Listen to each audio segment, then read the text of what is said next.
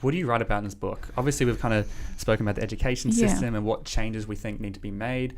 But I guess as someone who's listening to this, what can they try to take away? Should they start trying to learn critical thinking skills? How can they start, taking these steps to try and improve the way of thinking?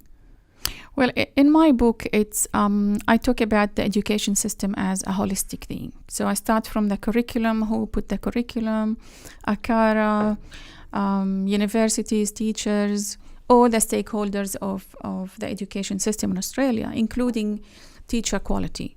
So I want to touch on this point, and I take teachers in very high regard in any country, right? They work hard and they follow instructions. The problem is not from the teachers. The problem is way above that. It's the whole system. So take an example of someone who gets an ATAR of 95, let's say. Are they going to become teachers? This is such a funny point. Anyone who listens... So I've used this example about 3 or 4 times on the show. So my mum used this exact point. She had a friend and her daughter got 95 ATAR. Exactly. And she went, I want to be a primary school teacher, which is a 70 ATAR at the time. And she went, why would you waste your ATAR on being a primary school teacher? See the word you used, waste. Exactly. And it's like, what do you mean waste? If she wants to be a primary school teacher, that means she's passionate. And the fact that she got a high ATAR and she's sacrificing that to be a primary school teacher probably tells you she's going to be the best primary school teacher. Yes, exactly. However, listen to the words you used. You used waste and sacrifice. Exactly. Because our society here looks at teachers at a lower level. I know. Being a teacher, first of all, financially, it's not the best. Second of all, it's not the most respected career or profession. Because you get, 10 weeks off holidays. Exactly. People love the holidays. I say with bunny ears because often teachers work during those holidays. Exactly. They do work during the holidays. And they work much more hours than we think they do. However, the highest level who get high ATAR, or the majority of people who get high ATAR, they are not becoming teachers. So the ones who are becoming teachers are, in some universities, they ask for 51% ATAR. Some other universities, you don't need an ATAR. You can just wait until you are 21, mature age. You can be, if you want to be a teacher, you can be a teacher. I interviewed for my center. And I put that in the book. I put examples of interviews. Teachers who could not add half plus a quarter, right? They couldn't add it. They don't know. Like 3/4? Yeah. So their answer was 1 + 1 is 2, 4 + 2 is 6. So their answer was 2/6, which is 1/3. And I said, how can you add two positive quantities, and get a smaller answer of one of them? Right. And they didn't know what I'm talking about. Wow. Okay, so then, because of that question, I went, how did you get a teaching degree? He was a teacher already, right?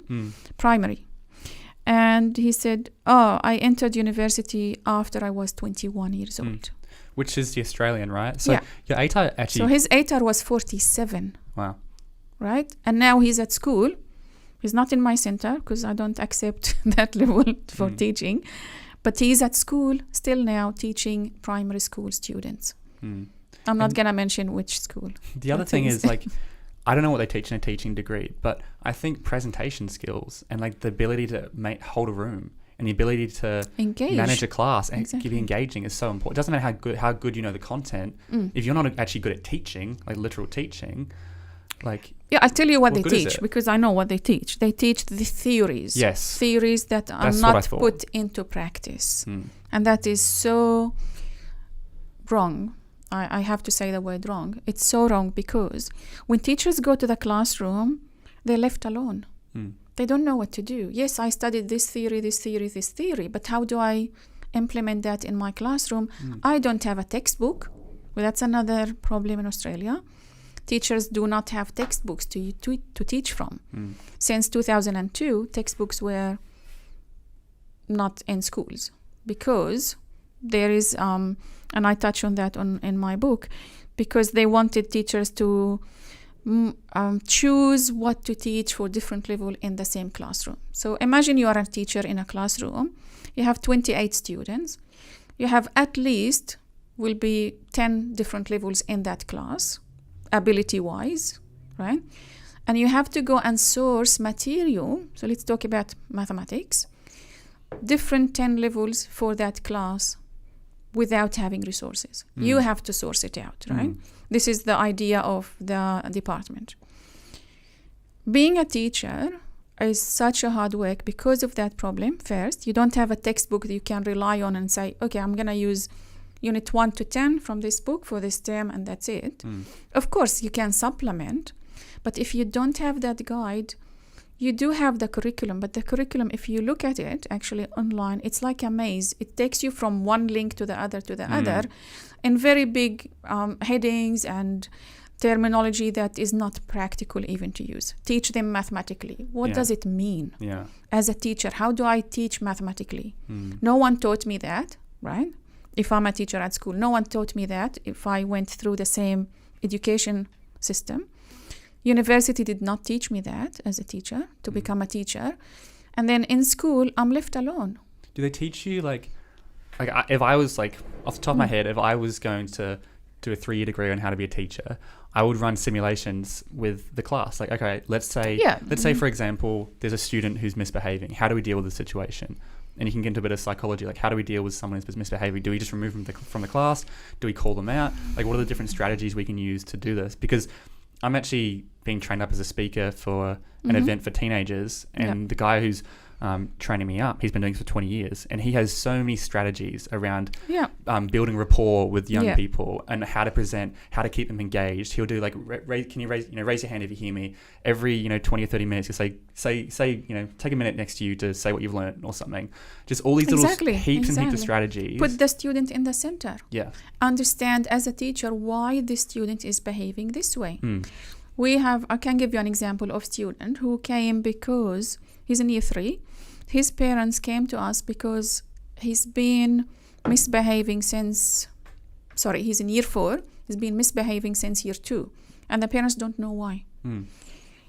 The answer to that, you need to understand as a teacher why the student is misbehaving. Usually they are disengaged. They don't care what's happening in the classroom because either it's too easy for them or too hard for them. They don't see the relevance to their real life. Why am I learning this, right? And the other thing is their confidence, right? Someone at some stage killed that confidence. They feel they're not good enough to participate. They're seeking attention. So they're seeking it in a different way, which we see it as teachers or as adults as a negative way. Yeah, we go, they're just bad students. Exactly. But as a teacher, you need to know what's behind this behavior. Once you know that, you actually can turn it around.